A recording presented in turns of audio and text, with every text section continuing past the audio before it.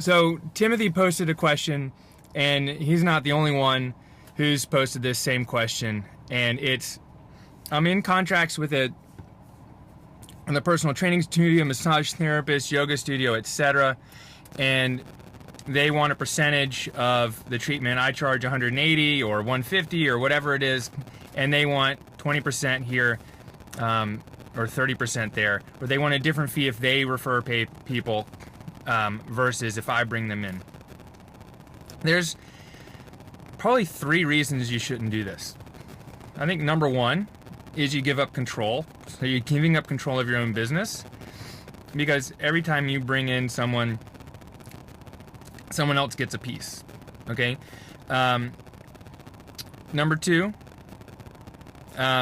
let's say your rates go up, or then they get more. So you don't want to get in a position where you change your rates and then you're now paying more rent. That's not good.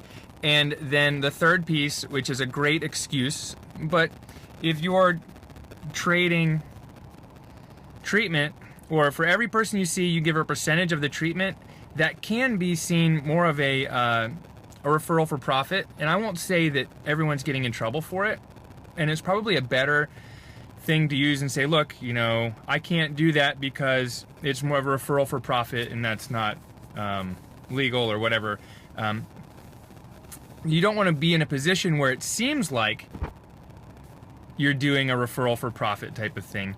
So the number 1 reason, though, is that you give up control, because every time you raise your rates, you're giving someone else a percentage.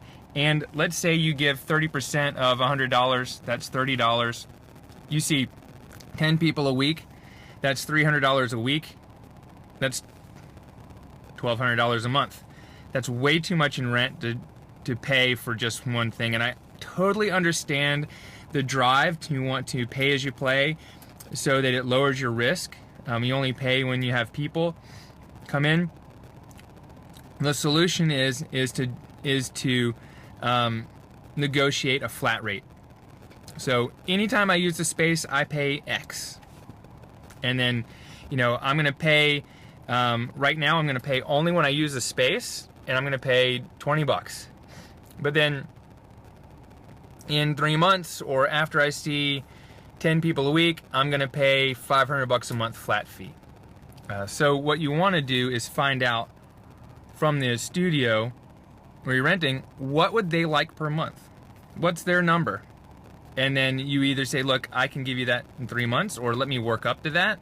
For a little while, it might still be better for them, because you'll be seeing 10 people a week, and they might be getting $800 a month. But then after you do that and you grow to 20 people a week, you don't want to be giving them $1,600 a month.